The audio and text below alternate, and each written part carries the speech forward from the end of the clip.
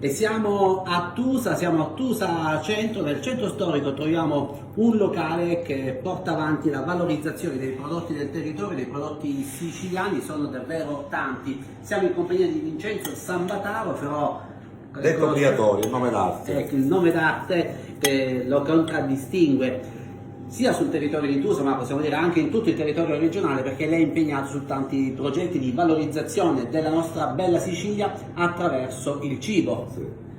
Come comunità Slow Food noi presentiamo il cibo e ci occupiamo su questa attività.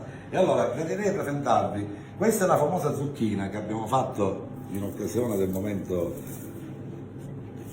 con la famosa cipolla. Ecco, la facciamo vedere la zucchina, questa è la zucchina classica siciliana. Questa è la classica, questa è la zucchina tipica che fa pure tenerone. Allora, qui abbiamo zucchine, patate, cipolla e un po' di pomodoro al basilico. Qua la parte importante si chiude con l'olio d'oliva, aggiungendo un olio d'oliva, in questo caso noi mettiamo il nostro olio d'oliva che è Briatore, perché va associato al territorio. Mentre in questa, va bene così, in questa zucchina, che sarebbe quella tradizionale di San Giuseppe, la cucuzza a coniglio, che coniglio non è alla fine, siccome la consistenza della zucchina è abbastanza carnosa, sembra di essere un coniglio. All'epoca non c'era la disponibilità delle carni, e allora i verginelli, i ragazzini si coinvolgevano, dicevano mangiamo coniglio stasera, ma coniglio non è. E allora gli ingredienti sono zucchina, questa di qua già essiccata, messa in acqua fredda e poi in acqua tiepida per dissalarla, poi va fritta in olio d'oliva, la parte della zucchina, si prepara un'altra padella, cipolla, capperi, uva sultanina e pinoli e le olive verdi, un po' di salsa, si assembla tutto e si chiude con il famoso agrodolce.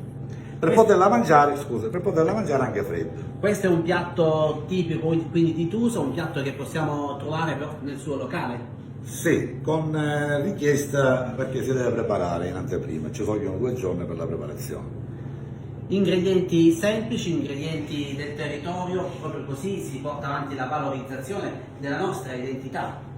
Allora, gli ingredienti del territorio fanno fede a una storia importante che è la cultura e migliorare le condizioni economiche del nostro territorio valorizzando i prodotti e soprattutto tutelando la salute. Quindi quando andiamo a fare la spesa o quando ci rechiamo al ristorante o nella trattoria dobbiamo cercare di chiedere i prodotti del territorio. Io direi di iniziare prima questa fase, riconoscere i prodotti guardando anche le etichette e se si può raccontare il cibo, perché la parte bella della ristorazione secondo me è raccontare il cibo, perché così le persone riescono già a prepararsi al cibo a venire. Abbiamo presentato la zucchina, abbiamo presentato un piatto con la zucchina, in questo caso con la zucchina essiccata, qui ci sono i tenerumi, sono sì, davvero freschi, raccolti poco fa. Ecco, con questi tenerumi possiamo preparare tante ricette. Allora, questo è particolare perché si fa la famosa pasta con i tenerumi, sempre riaggiungendo cipolle e patate, con la ricotta sale prese, che non deve essere una ricotta stagionata cotta al sole, ma appena preso il sale, perché riesce a dare la sapidità e crea questa omogeneità al piatto, rendendo di grande spessore e grande valore. Sempre aggiungendo al piatto finito un olio d'oliva extravergine. Questa si chiama nei palermitani la famosa pasta alla canottiera. Perché? Perché se si mangia l'estate e si mangia calda, non la puoi mangiare con la mandellina, da mettere la canottiera alla fine. Tanta storia attraverso il cibo per la nostra bella Sicilia, e qui c'è una bella panoramica di altre eccellenze del territorio, le olive e poi addirittura la manna delle Madonie.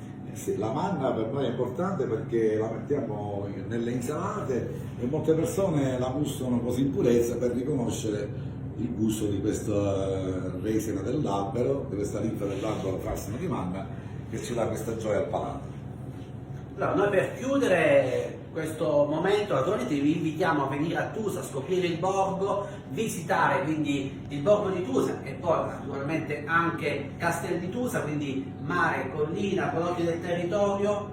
Cosa volete di più? Ma vogliamo chiudere questo collegamento con il signor Vincenzo Sambataro leggendo appunto quel detto che c'è scritto lì, ce lo dice lei, si mangia.